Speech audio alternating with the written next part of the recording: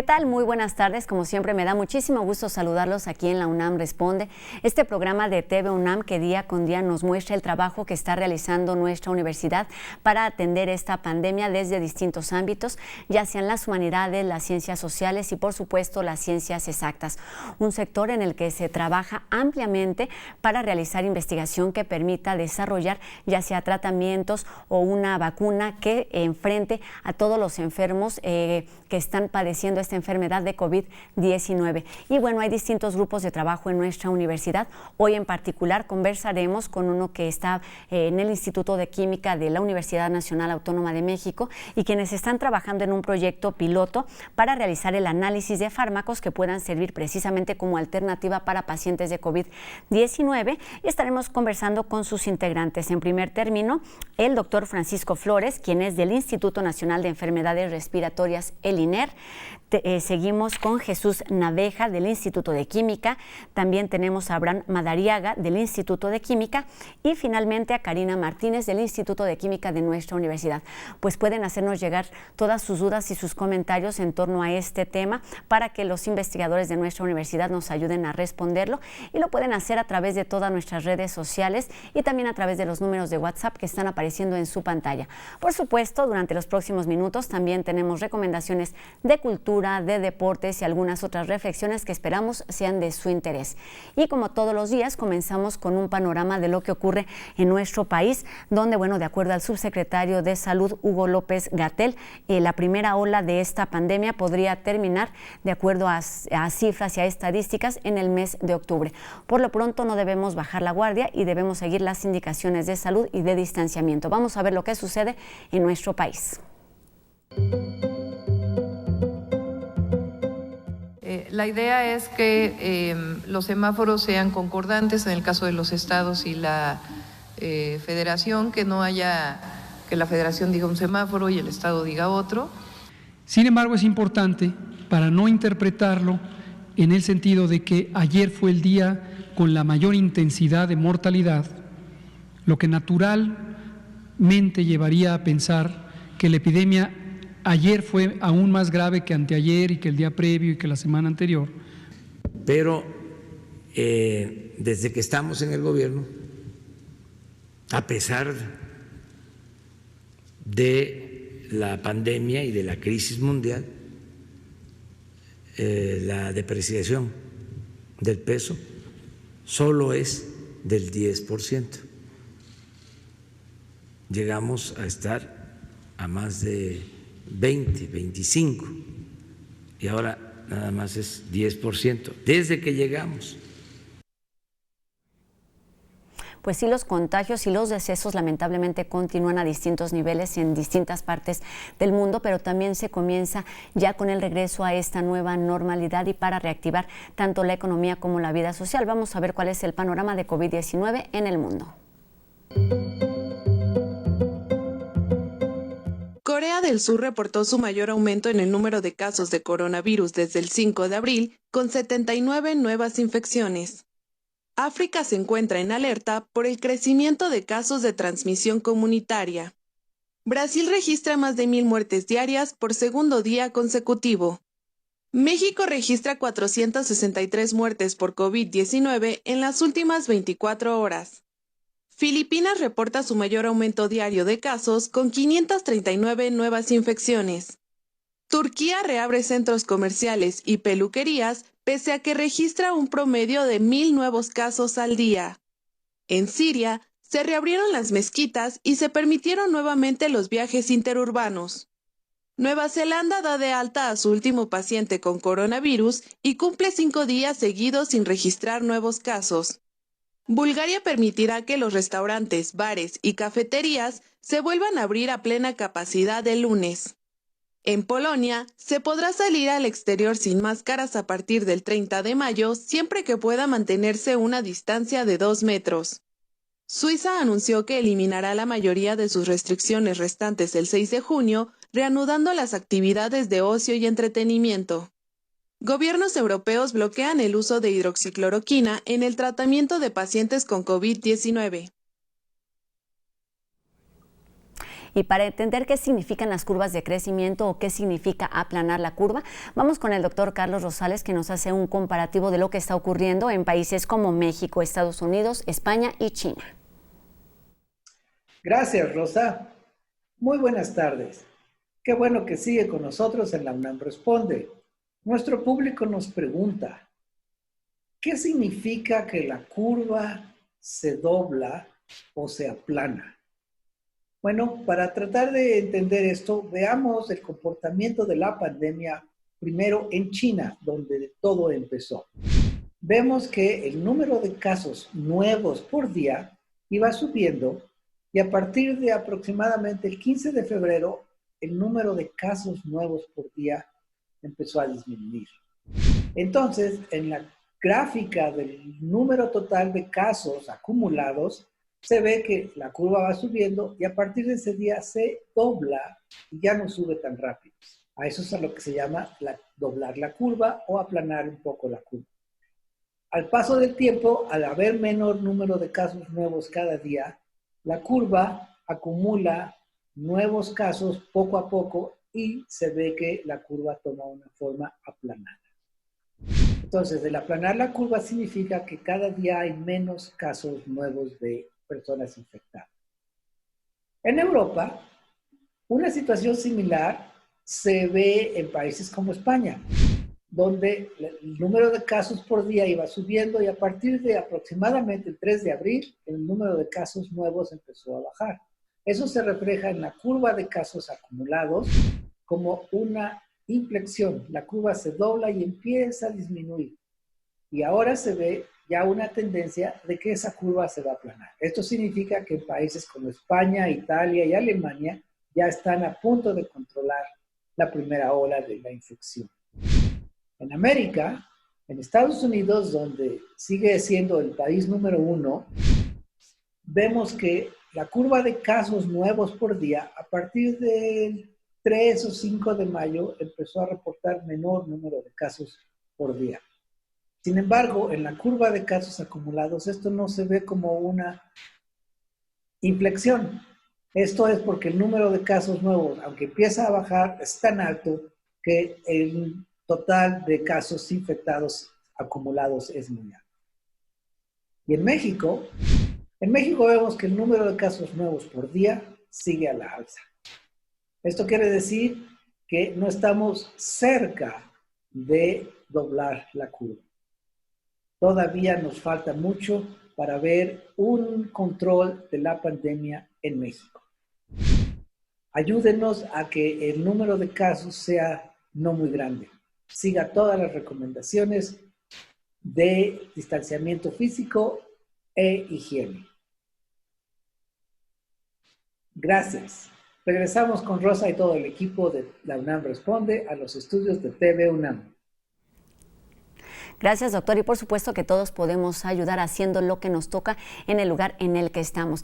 Y bueno, esta tarde en La Voz de Especialistas Universitarios, como ya les decía, conversaremos con un grupo de investigadores del Instituto de Química de nuestra universidad que en colaboración con otras instituciones del país están trabajando en un proyecto piloto para elaborar 4 tratamientos, 4 alternativas para atender a pacientes con COVID-19. Muchísimas gracias a todos ustedes que están aquí con nosotros, Karina Martínez, Abraham Madariaga, Jesús Naveja y Francisco Flores. Me gustaría comenzar con Karina, quien es doctora en Ciencias Químicas, para que nos expliques cómo está conformado este grupo, que es una unión de multidisciplina, pero también de distintas instituciones. Adelante, Karina. Hola, ¿qué tal? Buenas tardes. Muchas gracias por la invitación y por la oportunidad de conversar con ustedes del trabajo que estamos realizando. Como comentas, es un trabajo multidisciplinario. Y bueno, fue iniciativa de una colaboración que tenemos con el doctor Juan Pablo Senosiaín del Instituto Biocen y se fue conformando de diferentes centros. Además de los presentes, están involucrados el doctor Julio Granados Montiel del Instituto Nacional de Rehabilitación, el doctor Marco Maradiaga del Hospital General de Culiacán, y por parte del Instituto Biocen también está un grupo que es la UF Maricruz Maldonado Rodríguez, Yasmín García Morales, Juan Pablo Senosiaín y el doctor Raúl García. Como comento, es un trabajo pues multidisciplinario que nos ha permitido pues avanzar bastante rápido en nuestro objetivo, que es contribuir desde nuestra trinchera a la problemática del COVID-19. Karina, nada más rápidamente, ¿ya estaban trabajando desde antes, tenían algún otro tipo de colaboración o comenzaron a trabajar para atender precisamente esta pandemia en estas investigaciones? Sí, bueno, con el doctor Juan Pablo tenemos ya una colaboración de aproximadamente 4 años en otro proyecto, pero dada esta circunstancia, pues nos enfocamos prácticamente cuando empezó la cuarentena, decidimos enfocarnos en este proyecto y hemos dedicado todo nuestro esfuerzo, todo nuestro tiempo a este proyecto. Y bueno, cabe mencionar que hemos recibido el financiamiento justo del Instituto de del Laboratorio Senociai para este ensayo clínico. Y ya tenemos tiempo trabajando con ellos. Pues exactamente, nos habla también de la importancia y del interés que tienen los universitarios y la comunidad científica en general en aportar alternativas y ayudar a que esta pandemia sea lo menos agresiva posible. Jesús, tú que formas parte también de este grupo de investigación, ¿nos podrías hablar justamente de la investigación que realizan desde el punto de vista biológico? ¿Qué significa esto de trabajar en laboratorio con los virus? ¿Cuáles son las características desde el punto de vista molecular? Gracias, Rosa. Bueno, pues el coronavirus que causa la enfermedad COVID-19, el SARS-CoV-2, pertenece al grupo de los beta-coronavirus. Entonces, quiere decir que hay otros virus muy relacionados, a partir de los cuales, y del conocimiento y estudio a lo largo de los años que se ha hecho en estos virus, que afectan a otros mamíferos o también a seres humanos, pues se ha logrado obtener mucha información que también se traslada a nuestro entendimiento del SARS-CoV-2. Entonces, ¿cómo funciona la infección por el SARS-CoV-2? Nos da, entender este proceso nos da más herramientas para saber cómo atacarlo. Por ejemplo, sabemos que es un virus encapsulado y eso quiere decir que tiene una membrana. Eso también significa que tiene algunas proteínas con las cuales se ancla a la célula, a las células humanas. Entonces, ese es un potencial estrategia de inhibición de este virus. Otras son, bueno, pues una vez que ingresa a la célula por estos mecanismos, el coronavirus, el SARS-CoV-2, tiene que iniciar su replicación y aquí se llevan a cabo muchas funciones biológicas. Hay diferentes proteínas implicadas que se han estado elucidando, también muy parecidas a las que se observan en otros virus de la sociedad. Y bueno, nosotros lo que hemos tratado de hacer en este proyecto es aprovechar este conocimiento biológico, este conocimiento de las proteínas del virus, para buscar rápidamente medicamentos que ya estén utilizándose con otra indicación terapéutica y que entonces tengamos una estrategia rápida farmacológica para atacar este virus. Exactamente, resulta importantísimo resaltar esta parte de esta investigación que se viene realizando, digamos, con anticipación y bueno, los avances que se han tenido con este virus ayuda a contemplar las dos cosas, lo que se sabe del virus y cómo se puede atacar desde distintas disciplinas. Abraham nos puede platicar de estas distintas herramientas que se pueden utilizar para lograr transformar este conocimiento en herramientas que se puedan aplicar a los enfermos. Platícanos, Abraham, de estos análisis, estas formas o estos métodos computacionales que se utilizan para tener resultados más efectivos.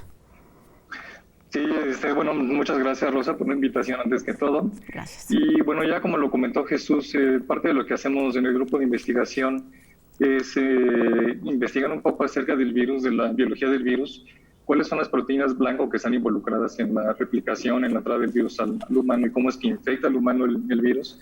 Y una vez que tenemos identificados estos blancos moleculares, lo que nosotros desde el punto de vista computacional hacemos es, mediante algunas herramientas que se conocen como acoplamiento molecular, es buscar en bases de datos moleculares, es decir, buscar si compuestos, moléculas que ya se conocen, pueden de alguna manera estar interaccionando con estos blancos moleculares.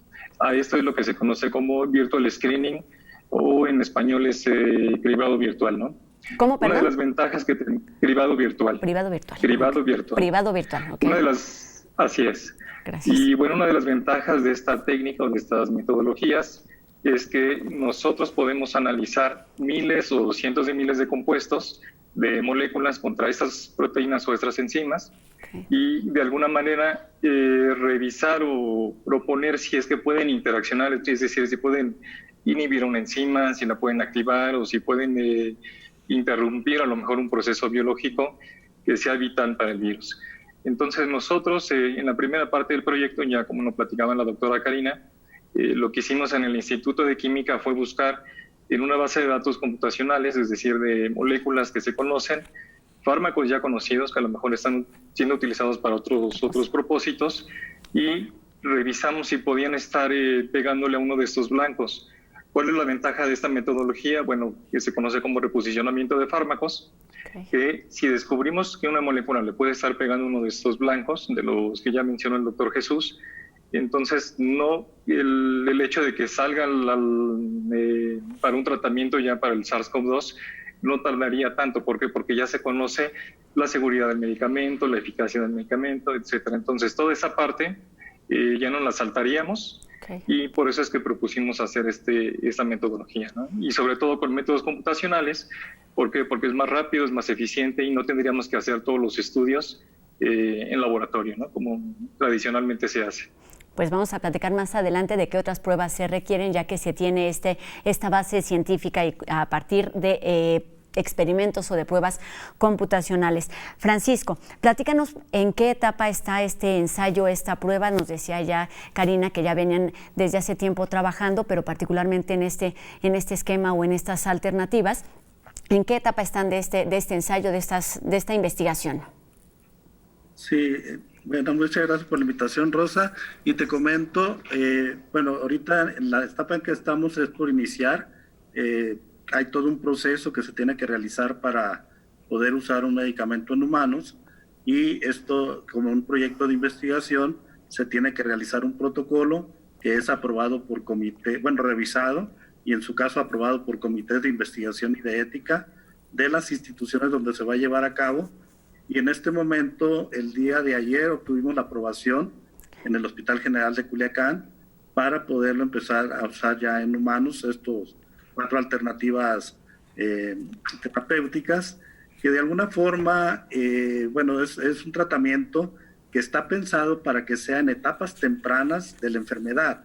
O sea, mucho de las complicaciones que tienen los pacientes es porque llegan tarde a la atención médica.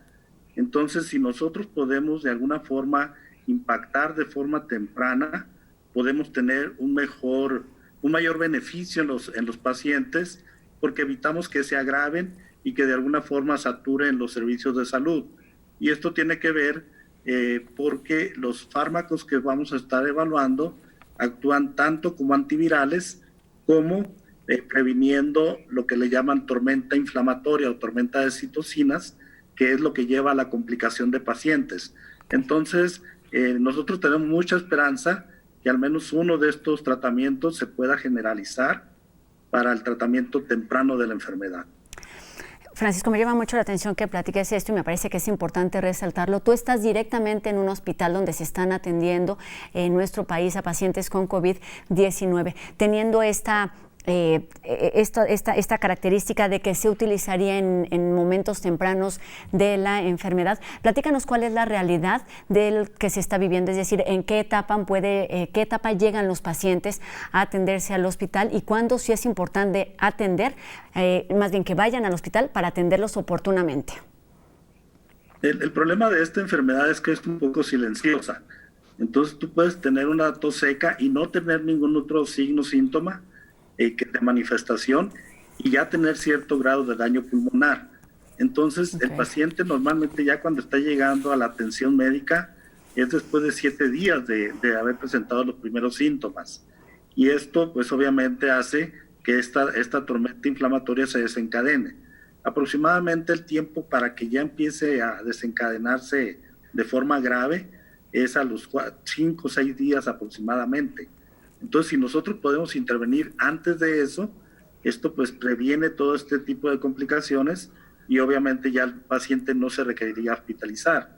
Entonces, desgraciadamente, en este momento, al igual que nos pasaba con influenza en el 2009, el paciente está llegando muy tarde a la atención. y desgraciadamente la prueba para demostrar que tiene COVID no es tan rápido el resultado, que también pasaba en el 2009. Entonces, el tener un tratamiento temprano puede favorecer a que no tengamos ese problema y que de alguna forma podamos ya hacer una vida relativamente normal si estos tratamientos funcionan. Pues sí, de lo que se trata en todos los sentidos es de dar una atención oportuna y evitar la saturación de hospitales. Estaremos platicando mucho más sobre estos tratamientos, qué significa, qué medicamentos se han probado. Se nos terminó este primer bloque de entrevista. Les pido a todos que nos permitan unos minutos. Tenemos muchas dudas todavía por resolver aquí en la UNAM Responde, pero tenemos más información antes de esto. Así que vamos a ver qué es lo que nos presenta en Trending esta noche. Recuerden que por única ocasión, en punto de las 9 de la noche por TV UNAM, y enseguida una pausa. Volvemos con más a la UNAM Responde. No se vayan. Hola de nuevo. Esto es En Trending.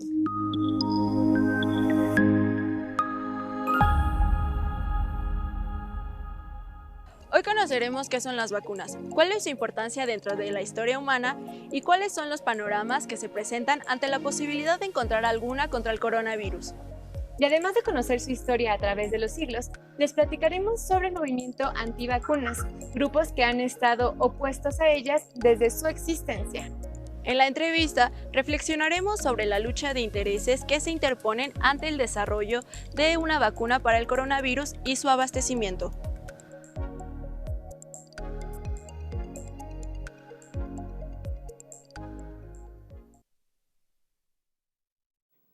Seguimos aquí en la UNAM Responde con información importante que se dio a conocer para la comunidad universitaria el día de ayer con respecto al regreso a las actividades. Y se los leo íntegro. En virtud de que la salud de quienes integran la comunidad universitaria debe ser prioridad y debido a que los indicadores de la emergencia sanitaria imperante, tanto en la zona metropolitana del Valle de México y en el país en general, sugieren mantener el distanciamiento social, la Universidad Nacional Autónoma de México informa lo siguiente. 1. La reanudación de las clases de todos los niveles y demás actividades académico-administrativas se realizará de manera presencial una vez que existan las condiciones sanitarias que así lo permitan. 2. Esas condiciones no estarán dadas antes del 15 de junio. Por tanto, no habrá retorno a las actividades universitarias presenciales durante la primera quincena del mes próximo. Las labores académicas y administrativas en la UNAM continuarán llevándose a cabo a distancia durante todo el periodo mencionado, del mismo modo en que se han realizado hasta ahora. 3. La universidad y el grupo de expertos que para el efecto está constituido se mantendrán en observación permanente al comportamiento de la pandemia y se emitirán informes quincenales a la comunidad sobre las condiciones sanitarias del momento y las posibilidades reales para un retorno moderado y gradual a las instalaciones universitarias. Cuando este retorno se decida, la universidad lo hará del conocimiento público con toda oportunidad a través de sus canales de comunicación oficiales. La UNAM refrenda su llamado a todos y todas los universitarios a mantenerse resguardados y a continuar el trabajo académico desde sus casas a fin de cuidar su salud y la de sus familias. Así el comunicado que se dio a conocer esta tarde. Por supuesto, aquí en la UNAM Responde estaremos atentos a todas estas informaciones que se sigan dando, a la información que se genere en nuestra universidad y en la rectoría, en voz del doctor Enrique Graue. Así que bueno, vamos con más información aquí en la UNAM Responde. Sabemos que continúa en pleno el Festival El Aleph de Arte y Ciencia de la Coordinación de Difusión Cultural y vamos a ver qué tiene que decirnos al respecto la doctora Guadalupe Valencia.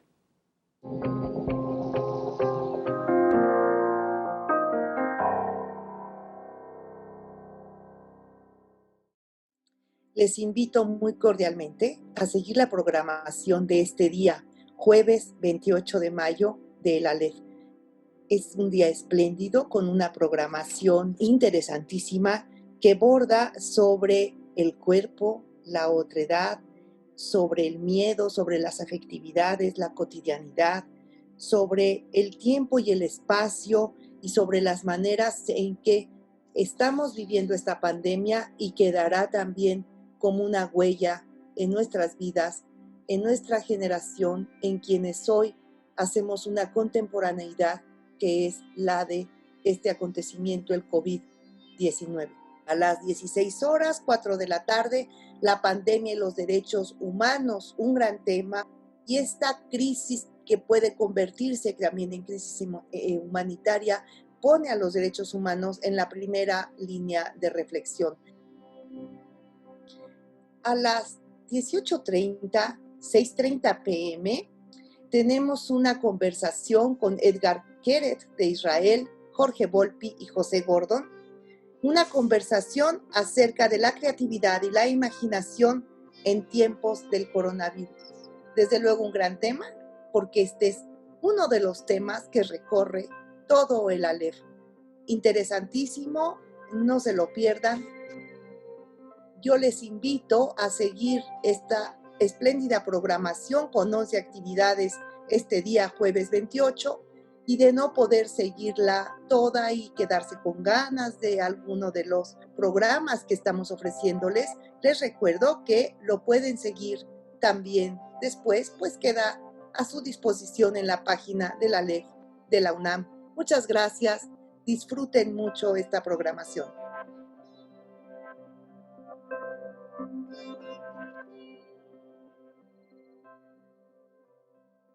Y seguimos con algunas otras recomendaciones que organiza la Coordinación de Humanidades, pero también las que realiza la Dirección de Literatura y también algunas otras visitas a museos con Anel Pérez. Te escuchamos.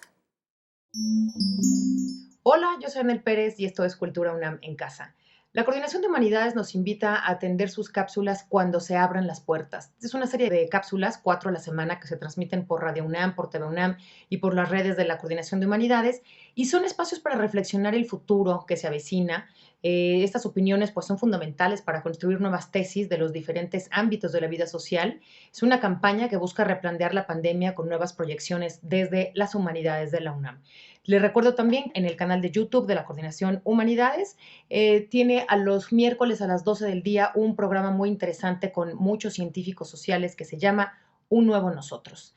En temas de literatura, le invito a que sintonice con nosotros en Facebook Live el viernes 29 a las 4:30 de la tarde, Amparo Dávila, su obra y su traducción al eslovaco. Esta es una mesa que justamente habla de la obra de la maestra del cuento siniestro, esta autora zacatecana que lamentablemente falleció hace un poquito más de un mes. Así que acompáñenos con Eduardo Cerdán y con Lucía Duero, justamente la traductora y amiga de Amparo Dávila.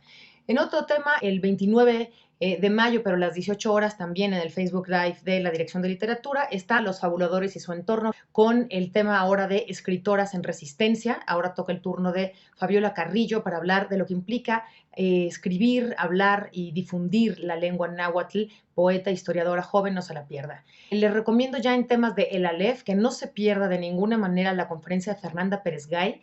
Es una doctora en neurociencias, divulgadora de la ciencia también, y nos va a hablar de cuáles son las consecuencias del miedo en situaciones de crisis. Busca el programa en El Aleph. Y Cristina Lucas tiene un estreno en la sala 10 del MUAC, como sabe es una sala virtual, con un título muy interesante y una propuesta fundamental. Ahora se llama The People That Is Missing, el pueblo que falta. Es un atrevimiento y una provocación desde el Polo Norte y con imágenes impresionantes sobre el cambio climático, sobre la ética, el compromiso. Recuerde también que Libros UNAM, en el marco justamente del festival El Aleph, tiene una librería virtual que atiende todos los temas que estamos tratando en el Aleph. Aquí en TV UNAM, recuerde que también hay un programa del Aleph todos los días a las 18:30 horas. Toca el turno en jueves a la conversación sobre la creatividad e imaginación en los tiempos del coronavirus con Edgar Keret, Pepe Gordon y Jorge Volpi. También tenemos aquí en TV UNAM Soñando el Futuro, en punto a las 8 horas con el capítulo El Hogar del Futuro. Es una serie documental donde científicos famosos y celebridades en todo el mundo responden la pregunta de cómo será el futuro, narrada por la actriz Sigourney Weaver, y este capítulo aborda sobre cómo las innovaciones de la construcción están floreciendo, impresión 3D y recuperación de materiales, arquitectura y todo esto. Así que mucho por ver, mucho que hacer, pero siempre desde casa. Cuídese, yo lo veo mañana con más recomendaciones. Y seguimos aquí ahora hablando de moda, por supuesto, al estilo de No Memes. El ocio también puede sacar lo mejor de nosotros mismos. Vean lo que hace la imaginación de la gente. De veras que son dignos de aplausos.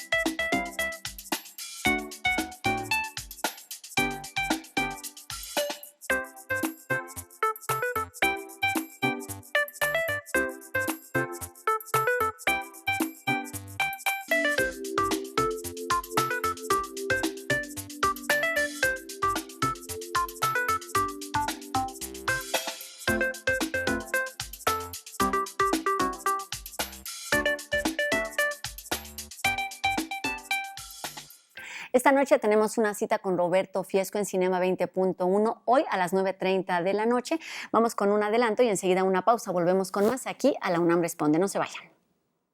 Bárbara Enríquez tiene un trabajo como directora de arte, diseñadora de producción, decoradora, ambientadora de más de 20 años. La construcción de los espacios cinematográficos, de los espacios dramáticos donde ocurre en la película está bajo su mirada. Hay 3 responsables en una película del diseño estético y son el director, por supuesto, que siempre es, ¿no?, como la cabeza de esta pirámide, y sus 2 manos derechas, que serían el fotógrafo y el diseñador de producción. Okay. Entonces, bueno, entre estos 3 personajes, pues llegamos a eso, a concretar un diseño visual, ¿no?, que la película tendría que tener, ¿no?, para hacer una cosa orgánica y tal. Y bueno, el diseñador de producción es este puente entre vestuario, maquillaje y arte con el director para lograr esta cosa orgánica de diseño. Ella es nuestra invitada.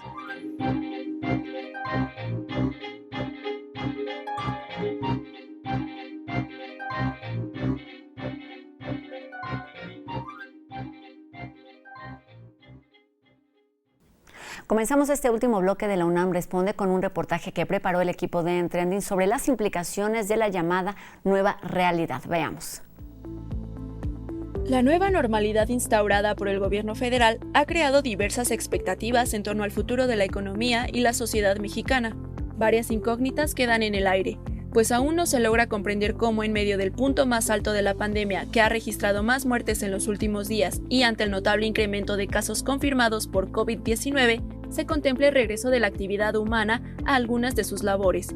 La estrategia de la nueva normalidad consiste en reactivar en forma gradual y escalonada la industria minera, automotriz y de la construcción. Desde el 18 de mayo, se enlistan 269 municipios denominados de La Esperanza en 15 estados aptos para el desconfinamiento. Se trata de lugares libres de contagios que colindan con otros donde tampoco se registraron casos de COVID-19 en los últimos 28 días. A partir de esta misma fecha, la industria reapertura sus actividades. Aunque la pandemia aún no termina, los expertos señalan que es necesario reabrir dichas fuentes de ingresos para disminuir el impacto de la recesión económica en el país. Son industrias que concentran un gran porcentaje de población ocupada y que si se mantienen demasiado tiempo operando a esta capacidad mínima, probablemente después ya no tengan la capacidad de incorporarse a las cadenas de valor internacional que finalmente son parte de ellas y que les demandan sus productos. Yo creo que un protocolo que debería cambiar, que no sé si lo vayan a hacer, es que se deberían aplicar pruebas a todas las personas que se vayan a incorporar a las empresas. O sea, sí hay que mantener mucho cuidado, pero también es cierto que la actividad económica y un gran número de empleos dependen de esas actividades. La decisión de reabrir la industria en México surge ante la presión de Estados Unidos y Canadá por reactivar las cadenas de valor implícitas en el Tratado de Libre Comercio. La industria automotriz suministra ciertos componentes mexicanos necesarios para ensamblar en dichas naciones. Sin embargo, los contagios de COVID-19 siguen en ascenso a la par de la preocupación por los riesgos de contagio en las personas que se reintegrarán a sus centros de trabajo. Hay cierta presión justamente en función de lo que es la nueva lógica industrial. O sea, un país como tal ya no está exportando bienes finales. Un país está exportando bienes intermedios, está suministrando ciertas partes. Entonces, sí, obviamente hay una presión en términos de que quien necesita las piezas y está reactivando y quiere reactivar su actividad económica, pues entonces necesitará esos insumos para poder echar a andar su maquinaria. Expertos opinan que la crisis económica que se avecina será tan fuerte como la de 1994, originada durante el mandato de Ernesto Zedillo con el Fobaproa, deuda que aún seguimos pagando. Por esta razón, el presidente López Obrador se niega a recibir financiamientos del Banco Interamericano de Desarrollo, según sus declaraciones. No se han anunciado grandes paquetes de estímulo, como sí lo han hecho otros países. Estados Unidos, Francia, Inglaterra, y podemos ir a América Latina. Perú, Chile, Brasil han anunciado fuertes paquetes de estímulo. En México no, y el presidente da una razón. dice que tenemos poco espacio fiscal y que él no va a endeudar más al Estado mexicano.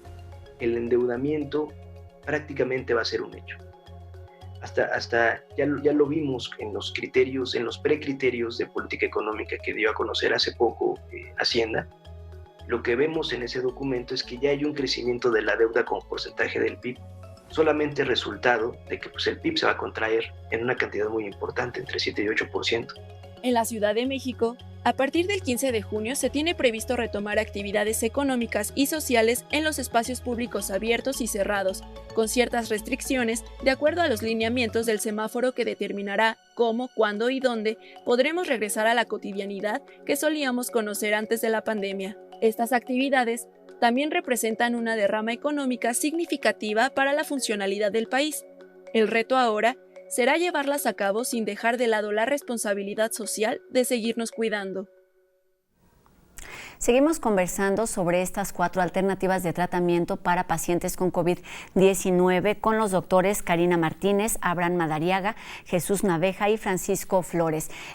Para empezar este segundo bloque, me gustaría que nos explicaran en qué consisten las características de estos 4 tratamientos. No sé si puede ser tú, Karina. Sí, claro. Pues mira, los tratamientos como tal, los nombres de los medicamentos que vamos a emplear, no te los voy a mencionar ahora. No te preocupes. ¿En qué consisten, básicamente?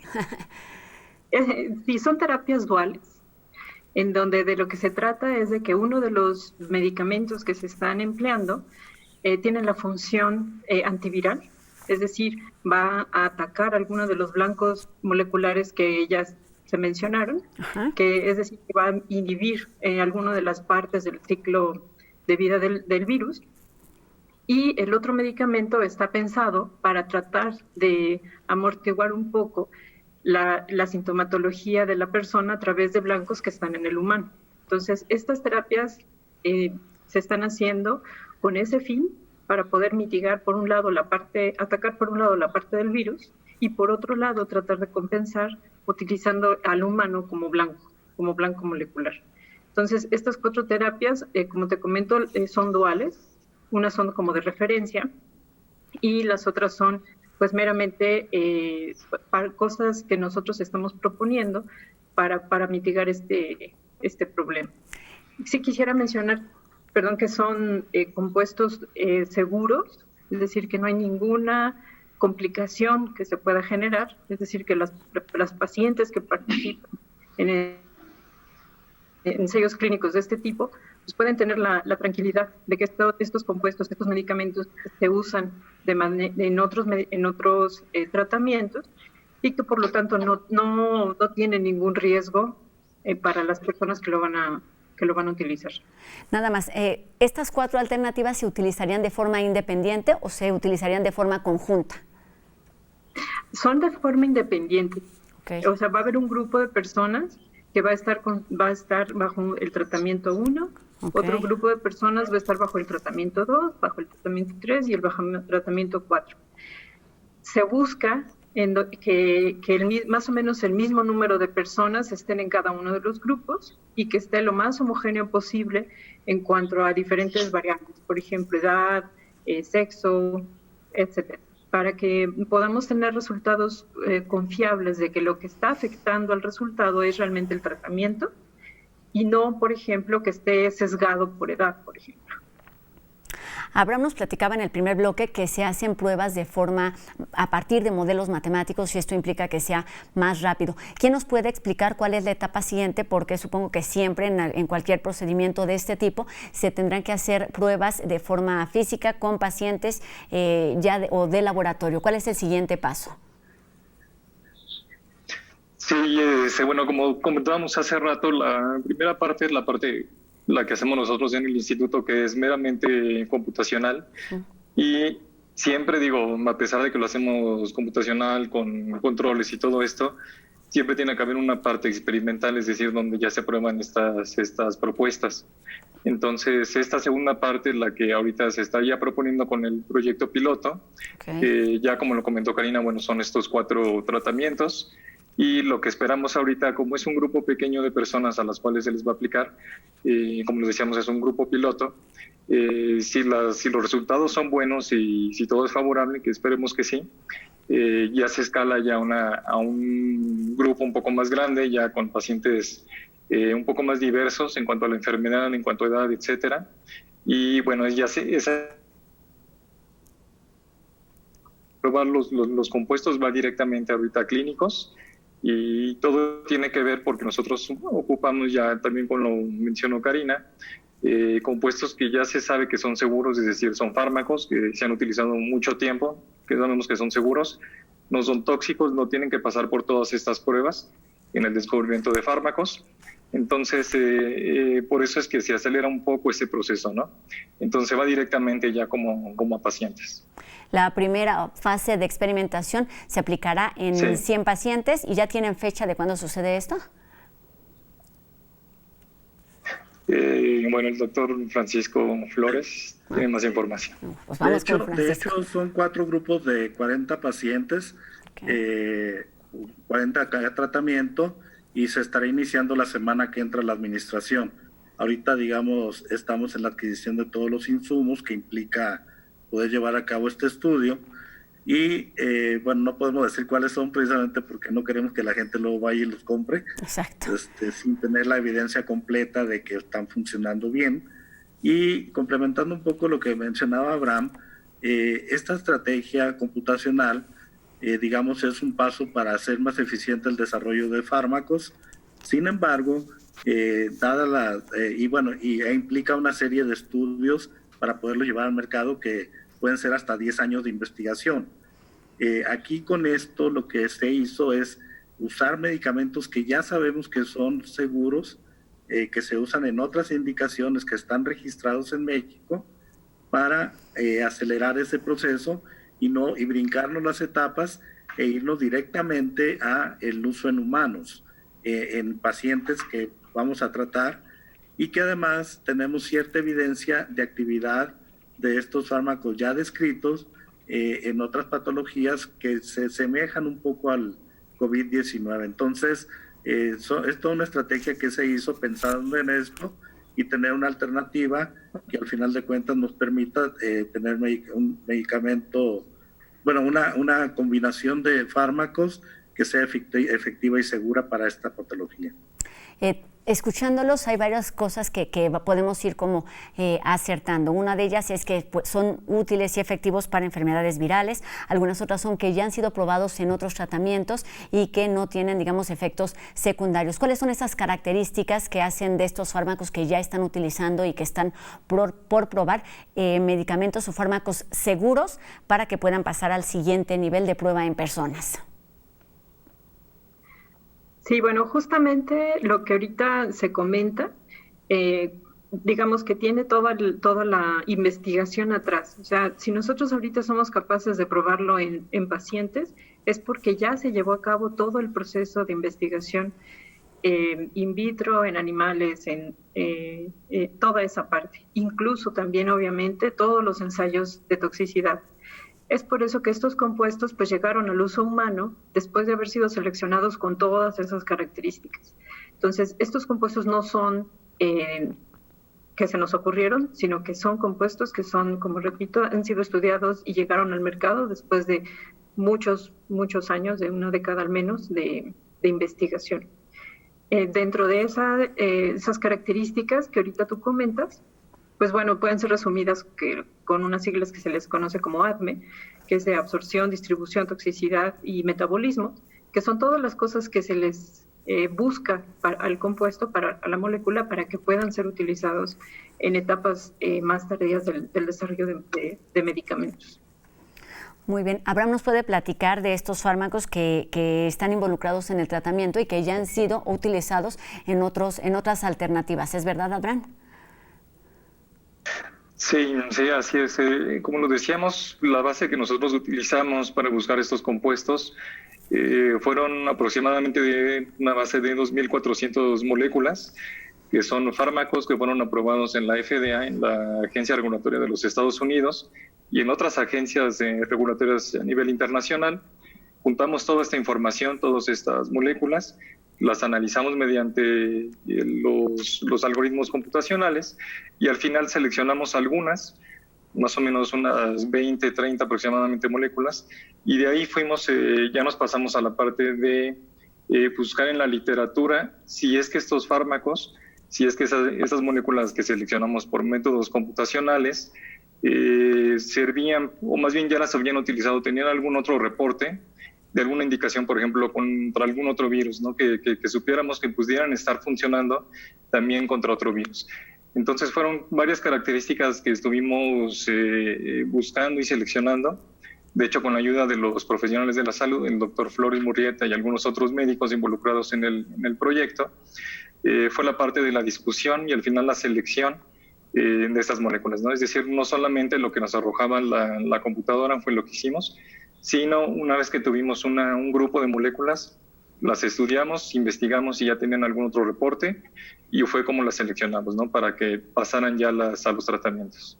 Al siguiente nivel. Creo que Jesús nos puede platicar justamente de esta composición y de esta mezcla, porque no solamente, como nos están diciendo, se requieren herramientas computacionales o modelos matemáticos, sino es necesaria la experiencia clínica y farmacológica. Platícanos de estas etapas o de estos elementos, Jesús.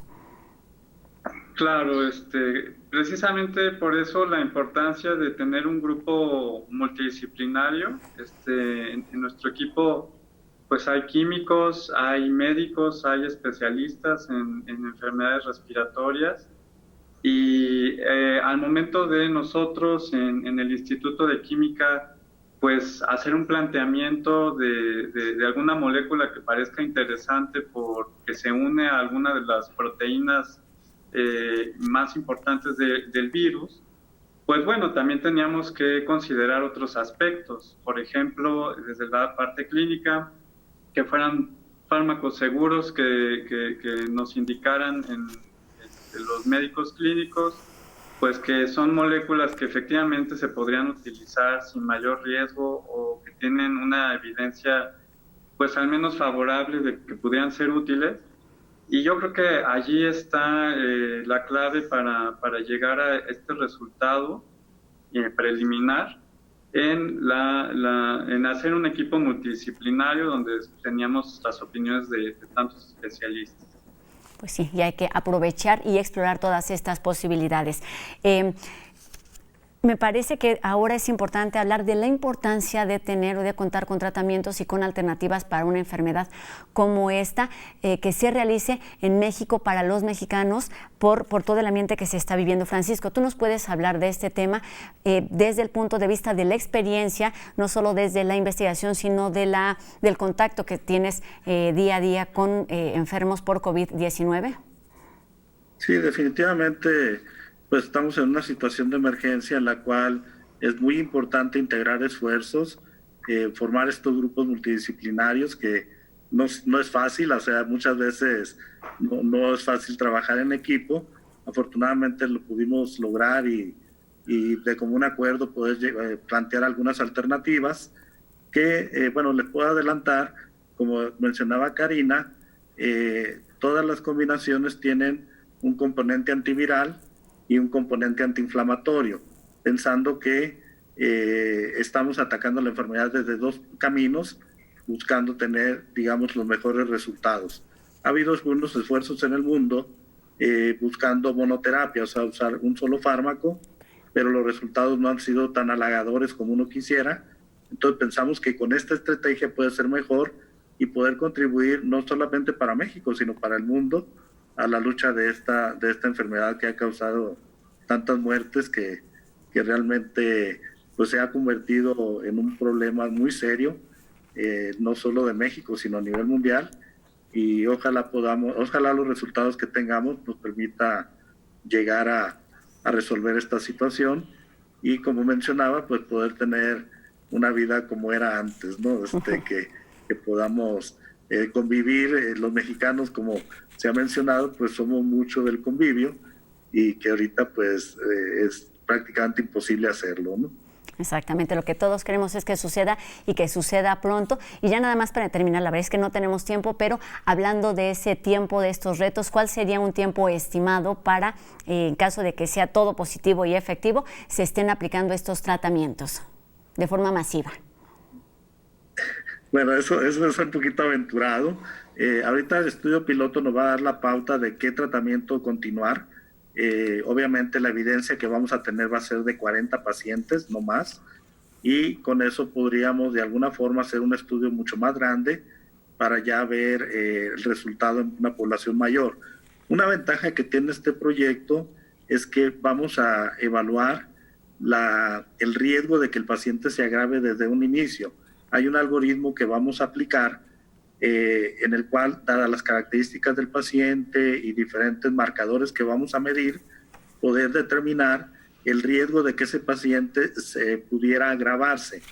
Y desde un inicio vamos a ver qué tan efectivo va a ser el paciente independientemente de la población que venga. O sea, hay pacientes que pueden cursar asintomáticos con esta enfermedad, pero hay pacientes que realmente puede hasta morir.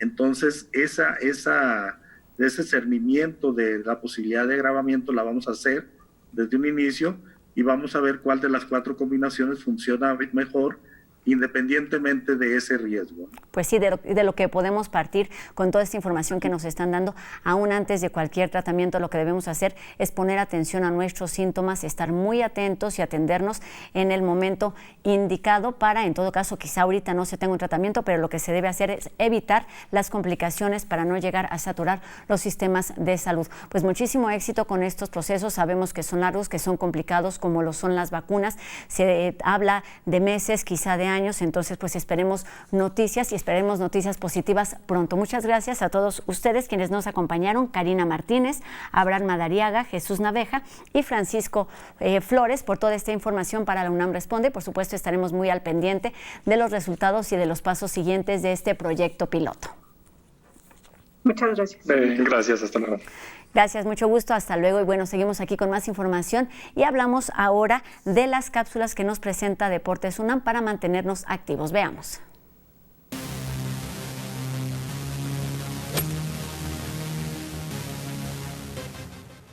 Hola Pumas, yo soy Angélica y no es necesario tener un gimnasio en casa para mantenerte en forma. Hoy te presentaremos ejercicios de gimnasia estática para que ejercites todo tu cuerpo. Para hacer estos ejercicios y fortalecer tus bíceps y tus hombros, tendrás que colocarte derechito con el abdomen activado y hacer movimientos con tus brazos sin flexionar tus codos hacia arriba y después por arriba de tu cabeza. De esta manera fortalecerás tus bíceps y tu hombro.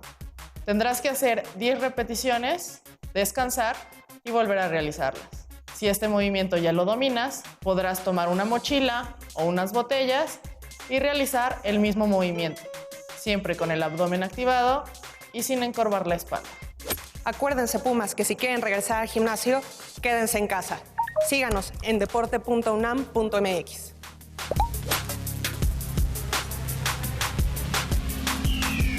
Pues sí, ejercitemos nuestro cuerpo con todas estas recomendaciones y con consejos que nos presenta Deportes UNAM. También ejercitemos nuestra creatividad, nuestro espíritu con todo el programa que nos presenta Cultura UNAM en sus distintas plataformas, no solo con el ALEF. Y también mantengámonos informados y atentos a lo que sucede con esta pandemia ocasionada por COVID-19. Es bien importante estar informados para responder y para actuar responsablemente, cuidándonos a nosotros y cuidando a los que están a nuestro alrededor. Y para ello tenemos una cita mañana aquí en punto de las 2:30 de la tarde, completamente en vivo, en una emisión más de la UNAM Responde. Gracias a todos los que nos acompañaron del otro lado de la pantalla y a quienes hacen posible este programa. Tenemos aquí la cita mañana en punto de las 2:30 de la tarde. Adiós.